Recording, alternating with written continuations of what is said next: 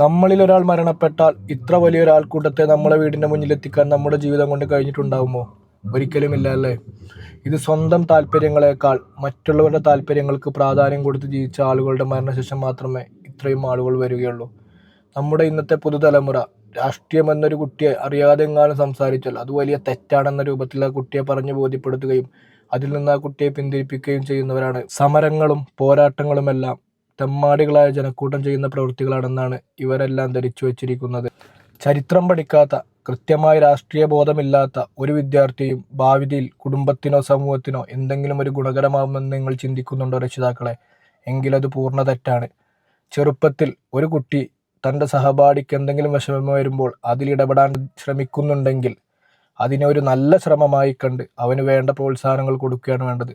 മറ്റുള്ളവരുടെ കാര്യത്തിൽ ഇടപെടുന്നത് തെറ്റാണെന്ന് പറഞ്ഞു പരത്തുന്ന, സ്വന്തം ലോകത്തേക്ക് മാത്രം കുട്ടികളെ കൊണ്ടുപോകുന്ന ഈ പുതിയ വിദ്യാഭ്യാസ രീതി ഉണ്ടല്ലോ, അതൊരിക്കലും നല്ലതിനല്ല. ഇത്തരത്തിലുള്ള നേതാക്കളെല്ലാം നേടിത്തന്ന സ്വാതന്ത്ര്യത്തിൻ്റെ ബലത്തിലാണ് നമ്മൾ ഇന്ന് ജീവിച്ചു പോകുന്നുള്ള ഓർമ്മ എല്ലാവർക്കും ഉണ്ടായിരിക്കട്ടെ. രാഷ്ട്രീയം നിയന്ത്രിക്കുന്ന ഈ രാജ്യത്ത് രാഷ്ട്രീയമില്ലാതെ നമുക്ക് എങ്ങനെ മുന്നോട്ട് പോകാൻ കഴിയും? PS-നെയും ഉമ്മൻചാണ്ടിയെ പോലെയുമുള്ള നേതാക്കളുടെ ജീവിതം നമ്മുടെ മുമ്പിൽ ഒരു പാഠപുസ്തകമായി മാറട്ടെ. മറ്റുള്ളവരുടെ വിഷമത്തിൽ വിഷമിക്കാൻ നമ്മളെ മനസ്സും പഠിക്കട്ടെ.